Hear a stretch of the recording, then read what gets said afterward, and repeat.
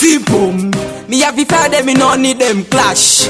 Yo, me have bend them with a Gwendolyn. Rewind Mr. Simbo Man Panchoka. Gwendolyn tora moyo wangu wese.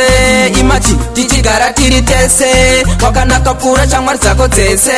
Iwene ni Gwendolyn tese let's say. Gwendolyn tora moyo wangu wese. Imaji tichigara tiritese. Wakana kapura chamar zako tese.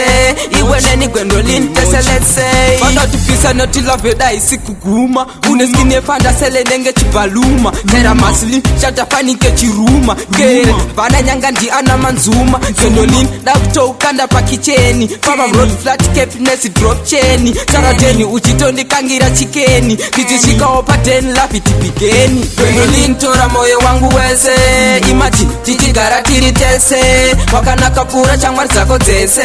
Iwene ni Gwendolyn tese let's say. Gwendolyn tora moyo wangu wese. Imagine tichigara tiritese. Wakana kapura chamar zako tese.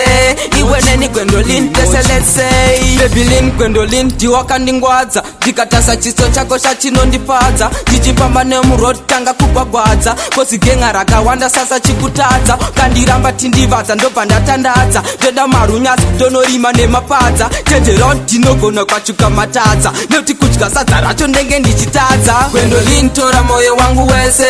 Imaji tichigara tiritese. Wakana kapura chamar zako tese. Iwene ni Gwendolyn tese let's say. Gwendolyn tora moyo wangu wese. Imaji tichigara tiritese. Wakana kapura chamar zako tese. Iwene ni Gwendolyn tese let's say. Gwendolyn brand zangu akazi haijeka. Chivaka shure chako moms zako vakapeka. Pamambo sele tenderera ichisheka. Sheka yuta brand zema dinga zino kreka. You are nice Gwendolyn ritara kadenga. Yama kwiti dokusaka ndakatokunyenga. Inonga kutenda kuna mwari samatenga. Kalipa mskana ane lafu ya kapenga. Gwendolyn tora moyo wangu wese. Imaji tichigara tiritese. Wakana kapura chamar zako tese. Iwene ni Gwendolyn tese let's say. Gwendolyn tora moyo wangu wese.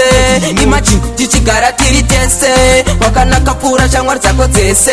Iwene ni Gwendolyn tese let's say. Wanda tupisa noti love da isi kuguma. Uneskine fanda sele nenge chibaluma. Tera masli shata fanike chiruma. Kere vana nyanga ndi ana manzuma. Gwendolyn da kutokanda pa kicheni. Papa road flat happiness drop cheni. Sarateni uchitondi kangira chikeni. Kijishika opa ten lapi tipigeni.